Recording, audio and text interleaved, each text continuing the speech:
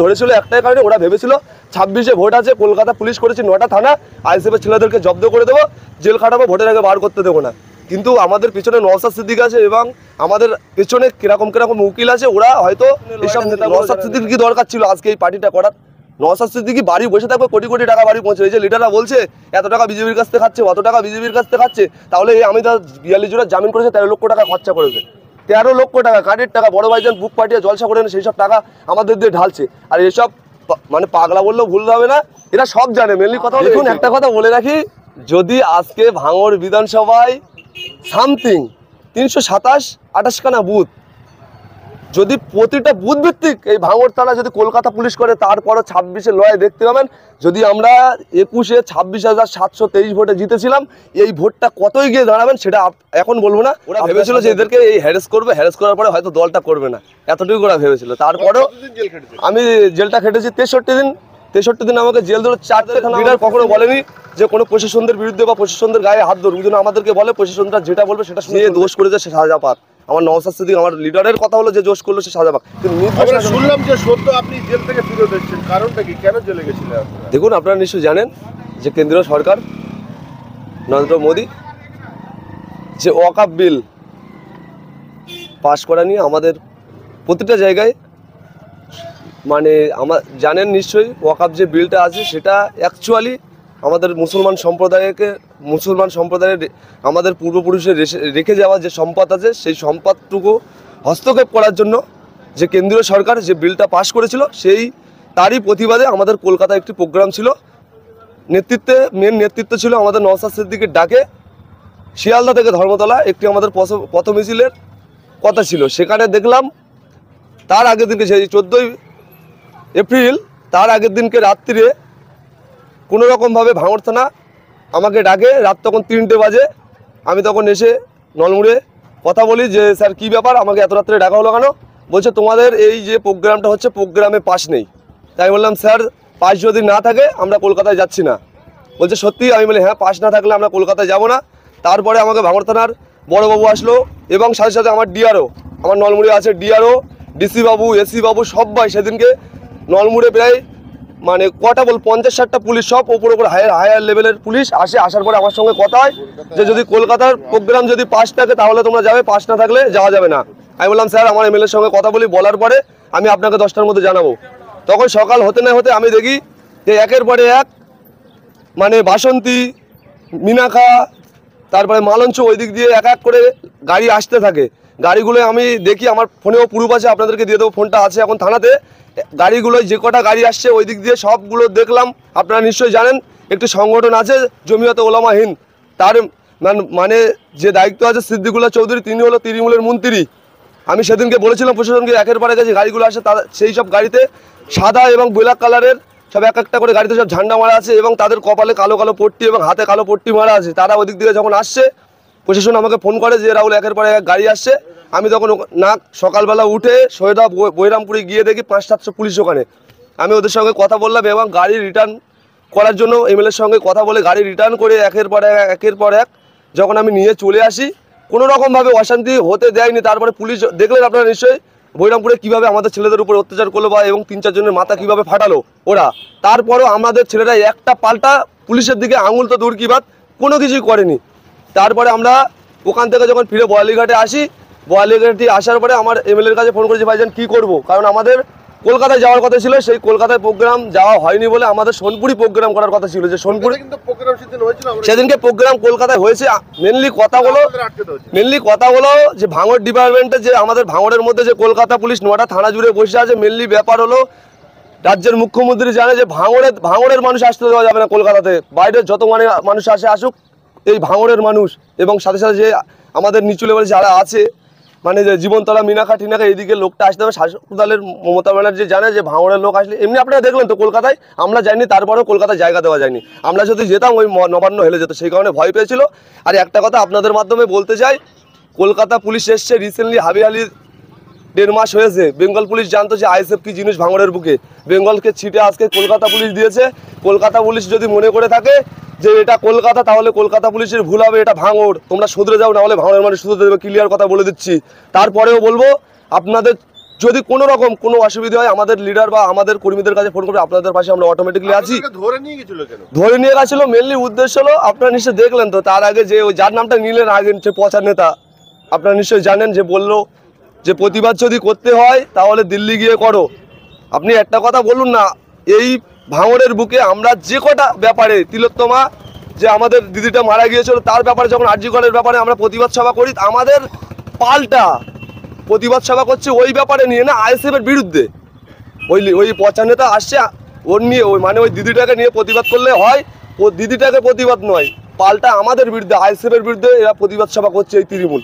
তারপরে দেখলাম আমরা ওয়াকাফ বিলের যখন প্রতিবাদ করি, ওরাও তো মানে একটা সাম্প্রদায়িক মানুষ, ওদেরও তো রাস্তায় নামা দরকার, ওরাও নামুক, আমরাও চাই ওরাও নামুক। তারপরে দেখতে পাচ্ছি কি ওরা ওয়াকাফ বিলের প্রতিবাদ ছেড়ে ওরা আইএসএফের বিরুদ্ধে প্রতিবাদ সভা করছে। মেনলি ধরেছিল একটাই কারণে, ওরা ভেবেছিল 26-এ ভোট আছে, কলকাতা পুলিশ করেছে 9টা থানা, আইএসএফের ছেলেদেরকে জব্দ করে দেবো, জেল খাটাবো, ভোটের আগে বার করতে দেবো না। কিন্তু আমাদের পেছনে নওশাদ সিদ্দিক আছে এবং আমাদের পেছনে কিরকম উকিল আছে, ওরা হয়তো এইসব নেতাগুলো জানে, নেতাগুলো বুঝে গেছে। আপনারা তো গাড়ি ভাঙচুর করেছিলেন সোনপুরে, সেটা বলুন। আমি একটা গাড়ি ভাঙচুর করেছিলাম, আমি প্রশাসনকে কাশীপুর থানার বড়বাবুকে, আমার যখন পিসিতে নেয় দুবার আমাকে পিসিতে নিয়েছে, একটা কাশীপুর উত্তর কাশীপুর থানার কেসে, একটা সাথে সাথে বিজয়গঞ্জ থানার, এখন থানা হয়নি বলে দুটো থানার মানে দেখভাল করছে কাশীপুর থানা। সেক্ষেত্রে আমার দুবারই পিসি নিয়েছে, দুবারই আমার জিজ্ঞাসা করলো। আমি বলি স্যার আপনার তো সোনপুর বাজারে যখন ঘটনাটা ঘটেছে, সোনপুর বাজারে নিশ্চয়ই সিসিটিভি ক্যামেরা এখতিয়ারে আছে, আপনারা সিসিটিভি ক্যামেরা চেক করুন, যে দোষ করেছে তাদেরকে আপনারা অবশ্যই সাজা দেবেন। কেন আমাদের লিডার কখনো বলেনি যে কোনো প্রশাসনদের বিরুদ্ধে বা প্রশাসনদের গায়ে হাত ধরুন, যেন আমাদেরকে বলে প্রশাসনরা যেটা বলবে সেটা শুনে চলবে। তখন বড়বাবু আমাকে রিপিট করছে, রাহুল একটা ক্যামেরা ঠিক নেই। তাই বলে স্যার কীভাবে ছেলেগুলো ধরছো? বলছে ওই মোবাইলে ভিডিও যে মিডিয়া করেছে, মিডিয়ায় যাদের পাচ্ছে তাদের তুলছি, একটা কোনো প্রুফ নেই ওদের হাতে। প্রশাসন যে আমাদের ছেলেগুলো হ্যারাস করছে ওদের কাছে কোনো প্রুফ নেই। মধ্যিখানে ঢুকে ওই প্রোগ্রামে আমাদের ছেলেরা কিছুই করেনি, মধ্যিখানে ঢুকে তৃণমূল কংগ্রেসের কিছু বাইরে থেকে দুষ্কৃতী এসে গন্ডগোল পাকিয়ে দিয়ে বার হয়ে গেছে, আমাদের ছেলেরা এখানে ফেসে গেছে। থানাতে যে পিসি নেওয়া হয়েছিল মারধর করেছিল? না, থানাতে পিসি নিয়েছিল, মারধর হয়নি, কিন্তু ওর মধ্যে হ্যারাসমেন্ট হয়েছিল, প্রচণ্ড হ্যারাসমেন্ট করেছিল। ওরা ভেবেছিল যে এদেরকে এই হ্যারাস করার পরে হয়তো দলটা করবে না, এতটুকু ওরা ভেবেছিল। তারপরেও আমি জেলটা খেটেছি 63 দিন। 63 দিন আমাকে জেল ধরে 4টে থানা আমাকে পিসি নিয়েছিল, এবং সাথে সাথে আমাকে চন্দ্রসর থানা পিসিতে নিয়েছিল, মাধবপুর থানার কেসে, এবং কলিয়ার থানা পিসিতে নিয়েছিল হাতিশালা থানার কেসে, এবং উত্তর কাশীপুর থানা পিসিতে নিয়েছিল উত্তরপুর থানার কেসে, এবং সাথে সাথে যে আমাদের বিজয়গঞ্জ থানার যে কেসটা থানাটা হওয়ার কথা ছিল ওই থানারও একটা কেস দিয়েছে, ওটাও পিসি নিয়েছিল 4টে। এবং সাথে সাথে ভাঙড় থানা আমার বুকের ওপরে আছে। মানে কি বলবো, এরা একটা মানুষ নয়, জানুয়ারির থেকেও খারাপ। এরা জানে কি উপকারটা আমি করেছিলাম সেদিনকে, তারপরেও এদের মানে লজ্জাবোধ হারিয়ে ফেলেছে। এরা লজ্জা বলে এদের জিনিসটা নেই। থাকলে ওই যেদিনকে আমি আমাদের একটা মুসলমানের দুটো পার্বণ থাকে, দুটো ঈদ আপনারা নিশ্চয়ই জানেন, একটা রমজান মাসে ঈদুল ফিতর আর একটা ঈদুল আজহা। আমরা ঈদের নামাজটুকু পড়বো, আমরা এমনভাবে মানে মিনতি কাবিতি করেছি। তারপরেও ঈদের আগের দিনকে আপনারা দেখেছিলেন আমাদের ছেলেরা 25-26টা ছেলে জামিন পেয়ে বার হয়েছে। এই ভাঙড় থানা, নির্লজ্জ ভাঙড় থানা ঈদের আগের দিনকে গিয়ে আমার নামে 2খানা মামলা চাপালো। টোটাল আমার নামে 6খানা মামলা দিল। সব মামলা মিটিয়ে আমি পরশুদিন এই ঘরে ফিরেছি। কতজনকে আপনাদের গ্রেফতার করেছে? টোটাল করেছিল 42 জনকে আটক করেছিল। সাথে সাথে ফের শুনলাম 2-3 দিন আগে 3 জনকে অ্যারেস্ট করলো। তার মধ্যে একটা কথা বলে রাখি, আমাদের অনেক উপকার হয়েছে অ্যারেস্টটা করার কারণটা হলো এই যে আমরা যদি আইএসএফটা করে থাকি এর মধ্যে ছিলাম অরিজিনালি 3 থেকে 4টে ব্যক্তি। আমরা আইএসএফটা করি, ব্যারেজ যারা ছিল কোনো না তার বাপ তৃণমূল করে, না তার কাকা তৃণমূল করে, না সেই তৃণমূল করে, তারা সব জেলে গিয়েছিল। আমরা একটা জিনিস ওখানে বুঝে গিয়েছি, তৃণমূল যে কাজটা করেছে আমাদের উপকার, মানে পুলিশ যে কাজটা করেছে আমাদের অ্যাকচুয়ালি উপকার করেছে। তার জন্য আমরা ভাঙড় থানা তথা আমাদের ডিআরওকে আমরা ধন্যবাদ জানাই। এই কারণে যাদেরকে জেলটা খাটিয়েছে তারা তো বাড়ি যখন এসছে এতদিন জেল খেটে, সামনে যে বিধানসভা ভোট আছে সেই ভোটে কোন জায়গায় ভোটটা যাবে সেটা তৃণমূলও বুঝে গেছে। এই জায়গায় আমাদের উপকার করেছে প্রশাসনকে ভাঙড়, ওই কারণে আমরা ধন্যবাদও জানাই। ভাঙড়ের কতজনকে এই সোনপুর কাণ্ডে ধরে নিয়ে গেছে? ভাঙড়ে টোটাল ধরে নিয়ে গেছিল 42 জনকে, ফের 3 জনকে অ্যারেস্ট করলো রিসেন্টলি। পিসিতে রেখেছে 5 দিনের জন্য পিসিতে এনেছে। আমাদের নিশ্চয়ই জানেন চালতেবেড়ের অঞ্চলের বিরোধী দলনেতা আলমগীর ভাই, ওনাকেও অ্যারেস্ট করেছে। আমি বাড়ি যেদিনকে এসেছি তার আগের দিনকে অ্যারেস্ট করেছে।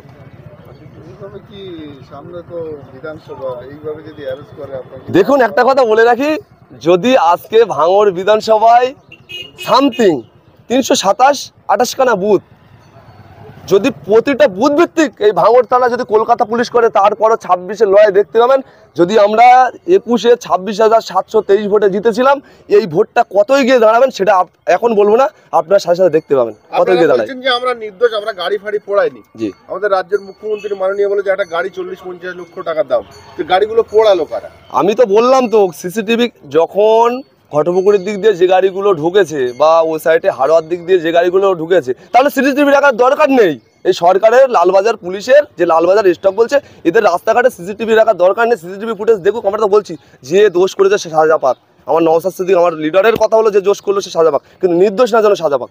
এরা কিন্তু সে সিসিটিভি খুঁজে পায় না, কাউকে পায় না সিসিটিভিতে। হয়তো সিসিটিভি পাচ্ছে, দেখছে যে তৃণমূলের লোক এই তখন আমাদের নির্দোষ ছেলেগুলোর এরা এই জেলগুলো খাটাচ্ছে। কিন্তু জেল এই পুলিশ দিয়ে সামনে 26-এ ভোট করা কতটা সম্ভব? দেখুক, এই পুলিশের দ্বারাই 26-এ ভোট করানো কতটা সম্ভব না সম্ভব সেটা পরের কথা।